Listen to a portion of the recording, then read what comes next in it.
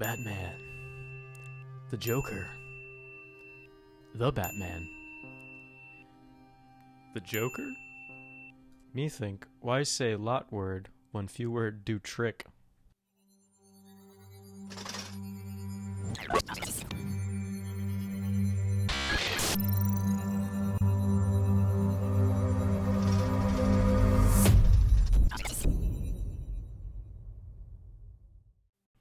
Hey everyone, and welcome to the Batfeed, your source for all things Batman and DC.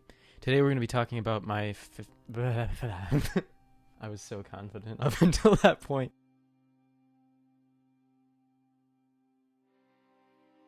Today we're going to be talking about my theory for the upcoming Batman movie starring Robert Pattinson. To start off this video, we're going to go with a couple news updates. The first one is that the release date for the movie has officially been changed to October 1st, 2021 due to delays with coronavirus. And also, there's been rumors circulating that Johnny Depp might be playing the Joker, and Colin Farrell's Penguin will be the mayor of Gotham City. And the second one of those is less important, but we're going to focus more on the rumor regarding the Joker in this theory today. My theory is that I believe the Batman will have close ties to the 0-year story arc. So just to start off, we'll take a look at some of the set photos that have come out of Robert Pattinson as Bruce Wayne. And these are some of the earliest ones. They both depict him wearing either a motorcycle helmet or a mask and standing with his motorcycle. Both of these images look exactly like something Bruce Wayne would have worn in his crime-fighting crusade before he became Batman. And while Matt Reeves has said that this isn't going to be a Batman origin story, it's still very likely that this is going to show Bruce Wayne stepping into the mantle of Batman, even though he's already been fighting crime for some amount of time. The other evidence I have for my theory regards the cast and some of the costume designs that we've seen so far. So rather than just lay out the whole theory for you from my point of view, I'm going to read it to you as if it were actually happening, and you guys let me know what you think of it in the comments.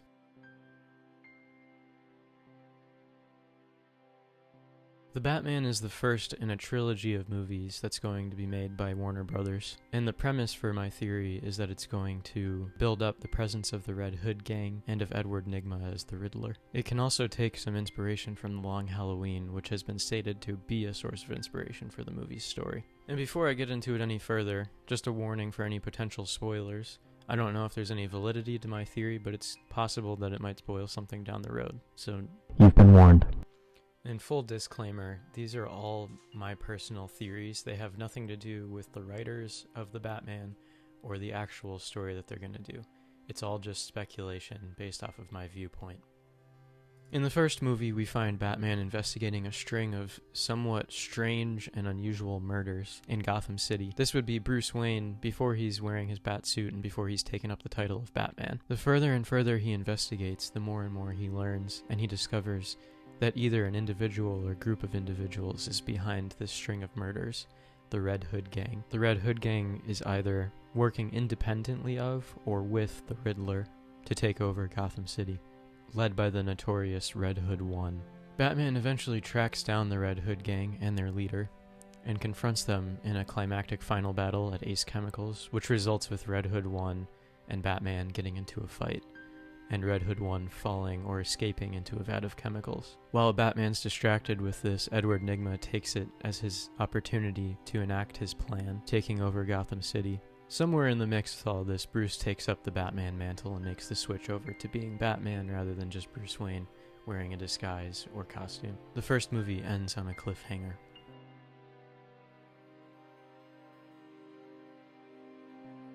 The second movie would focus on Batman taking the city back from the Riddler with the help of his allies, potentially Jim Gordon, Alfred, and Catwoman, who would all appear in the first movie in some way, shape, or form.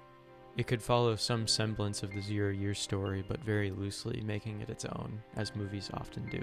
It would end with Batman freeing Gotham City from the grip of the Riddler and putting Riddler in prison, being lauded as the hero of Gotham City.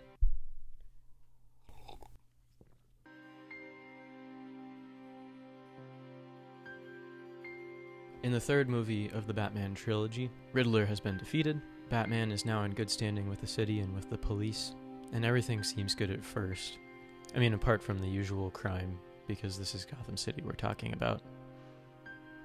It's the perfect storm for the appearance of the Joker, Batman's greatest rival. My theory for this movie is that it will focus on Batman and Joker meeting for the first time and really delve into the relationship between Joker and Batman as arch rivals. My reasoning for this is because Matt Reeves has stated that he's a big fan of what Christopher Nolan did with his Batman trilogy, and especially of Heath Ledger's portrayal of the Joker. This leads me to believe that he wants to include Joker in his universe, but not right off the bat because the first movie is already studded full of well-known supervillains from the Batman universe. So it makes sense that he'd want to bring the Joker on later in his franchise. And that's all for the episode today. Thank you so much for joining me. Let me know what you thought in the comments. And don't forget to subscribe and hit that bell to stay notified on when new videos come out. If you want to learn more about the Batman movie, check out my other video that I did on everything we know so far about the Batman. I go into detail about the casting, the story, as well as other things that you need to know about the movie.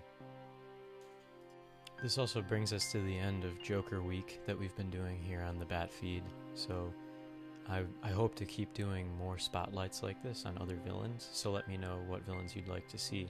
We'll probably do this about once a month, and just do a spotlight, because there's a lot of really interesting facts out there about the Penguin, or about Two-Face, or Catwoman, or other well-known people, and I'm excited to delve into that with you guys.